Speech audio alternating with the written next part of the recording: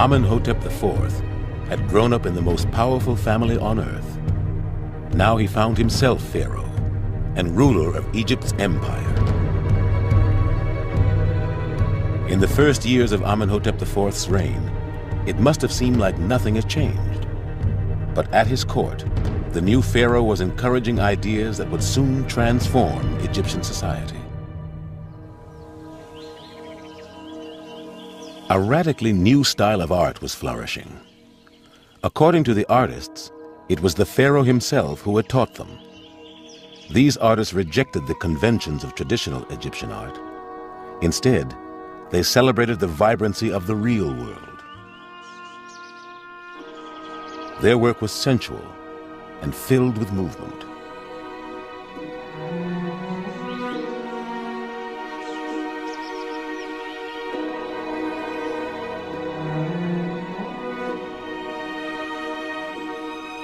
But what shocked Egypt most were the new depictions of the royal family. To a modern eye, they seemed peculiar. To conservative Egyptians, they must have been staggering. Suddenly you get a sort of celebration of ugliness, and the bodies become extraordinarily proportioned. You've got sort of a thin torso and thin shoulders, massive hips on male figures as well as female figures, big buttocks and pendulous thighs, which must have been quite extraordinary for an Egyptian to see. Presumably, he was actually just trying to make a statement, sort of, hey, I'm different, doing something which completely breaks with tradition, must have been very shocking, and is a very good way, presumably, of getting yourself noticed as someone who is going to do something really quite radical. Amenhotep IV was embarking on a religious revolution. The seeds had been sown in the reign of his father, but nothing could have prepared Egypt for what was about to happen.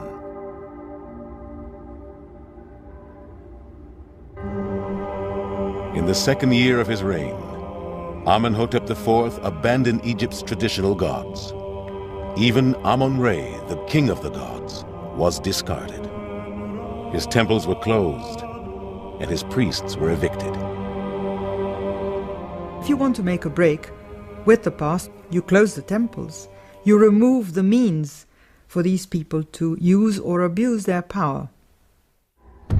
For this pharaoh, there would be only one god, the Aten, the visible sun. Amenhotep would become the first monotheist in recorded history. He would also be the only priest of his new religion. The pharaoh stands alone, bathed in the rays of the Aten. At a stroke, all the certainties of life that had marked the golden age of his father were swept away. He discarded the name Amenhotep, meaning Amun is satisfied. He would take a new name, Akhenaten, meaning one who is beneficial to the Aten. Akhenaten does seem to have been a very driven person and must have had enormous energy to carry through all the changes he's making. They're much more substantial than just the sort of religion and the art. At the end of the day, he must have restructured in some way the whole way the country was working. Akhenaten had only just begun. Now he planned another astonishing act. To seal the break with the past, he ordered the construction of an entirely new capital city, far to the north of Thebes. It was a desolate site, known as Amarna. He called it the horizon of the sun. On vast boundary stelae cut into the cliffs, Akhenaten claimed the sun god had led him here. And he made it clear that his decision to move here was irreversible. It was my father, the Aten himself, who pointed out the site. Before I came here, it didn't belong to any god or goddess, or to any king or queen. I will never say, I am leaving it, and I have no intention of breaking this oath. Amarna can't have been a very welcoming place for the first people that had to go there and try and create a city. It was desert, really. It seems a rather strange place, really, to build a city. Abandoning Thebes, the new pharaoh could escape the influence of Egypt's high priests. We have a situation in which Thebes, the city that was traditionally celebrated in Egyptian hymns, had in fact become a threat to the king, to the most important inhabitant of this city.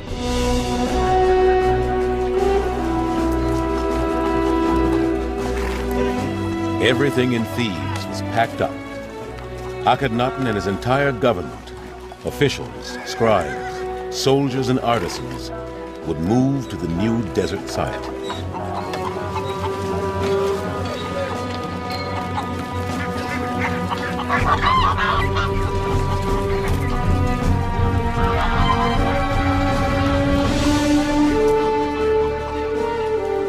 They were leaving behind their houses and their carefully prepared tombs. They were leaving behind the most cosmopolitan city in Egypt, built by Akhenaten's father. I don't think you would really have had any choice in the matter. If Akhenaten decides he wants to go there, everybody goes. The whole court would have had to get up and go there, and all the hangers-on, everybody who would be part of court life would have had to get up and move to Amarna.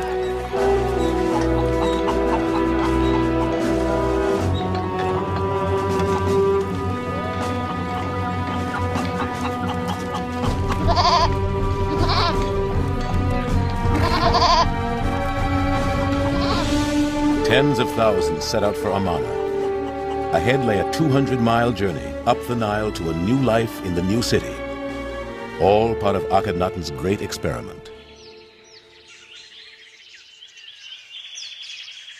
The new capital city had been built on an unprecedented scale. It was 8 miles long and 3 miles wide.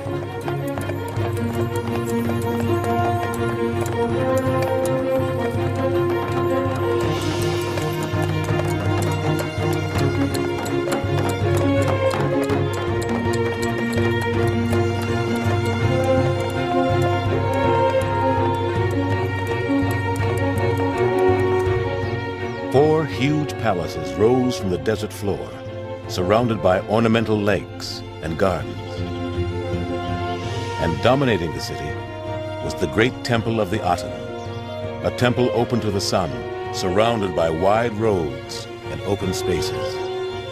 To a certain degree, Amarna was conceived very much like an American city, was conceived and planned in a way that would account for openness and freedom, we could call it.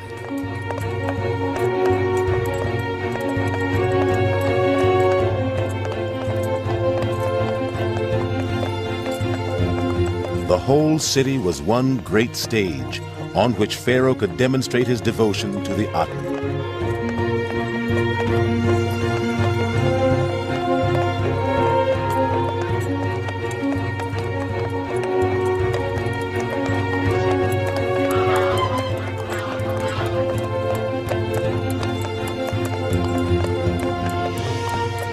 With him at the head of these processions, his subjects could see the woman who had helped him realize his vision, one of the most remarkable women of the ancient world.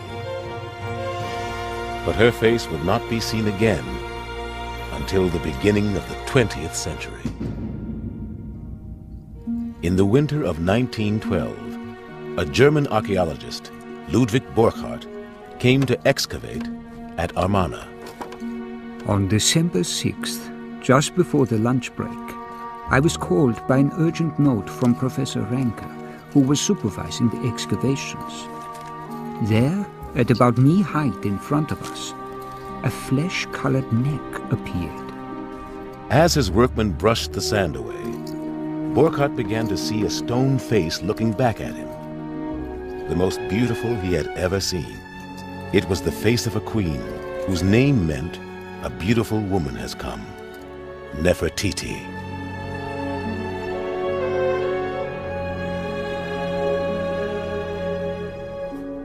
Stunned, that evening Burckhardt wrote just one line in his diary. Description is useless. See for yourself. In real life, Nefertiti was as remarkable as her statue.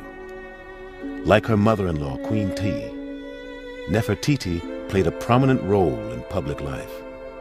She and Akhenaten stood together at the head of the new regime. If you look at the role Nefertiti plays in the Amarna period, it is almost as important as that of Akhenaten. So she's there, present all the time. She's even shown in some of the reliefs smiting the enemy, as a pharaoh is always shown. So Nefertiti is not just a beautiful woman. She's a very, very important element in this new and incredible experiment. Nefertiti is also the only Egyptian queen intimately described by her husband. Verses of love and devotion over 3,000 years old. She stands out in the palace, fair-faced and beautiful. At the sound of her voice, rejoicing breaks out. Her appearance fills the king with pleasure. She is the chief queen, the king's beloved, the mistress of two lands, Nefertiti. Nefertiti was not the only woman in Akhenaten's life. In the northern apartments of the palace, Nefertiti brought up their 6 daughters. In the few surviving reliefs, we see the princesses, 6 little girls growing up in the city of the sun, well loved by their father and mother.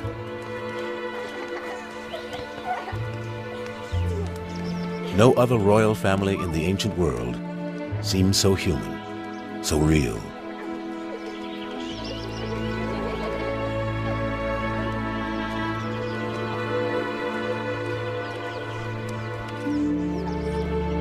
Stele even show Akhenaten and his wife playing with their children.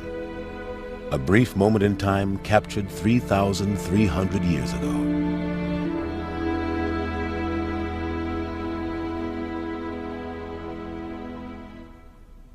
The representations of this divine family are unique. Never before do you see the king or the queen with their children climbing all over them, or the king kissing his child. These are family situations which we would recognize now as very human, and they appear at this time. Freed from the constraints of the old order, life in Amarna was good, at least for now. This success was celebrated in a new type of hymn, which the king himself claimed to have written. The greatest of these hymns is carved in a tomb above the city, a hymn so powerful that phrases from it found their way into the Bible. In it, Akhenaten praised the sun as the creator of the natural world, plants, animals, Egyptians, even foreigners. When you cast your rays, the herds are happy in their pasture. Trees and plants grow green. All the flocks gambol and all the birds come to life because you have risen for them. Even the fish in the rivers leap towards your face. You created the earth to please you. People, cattle and flocks, everything which walks on land or takes off and flies using wings. The general message of the great hymn to the Aten in Amarna is that life comes from the sun god and life is distributed equally over the earth, equally among nations, equally among people, equally among animals.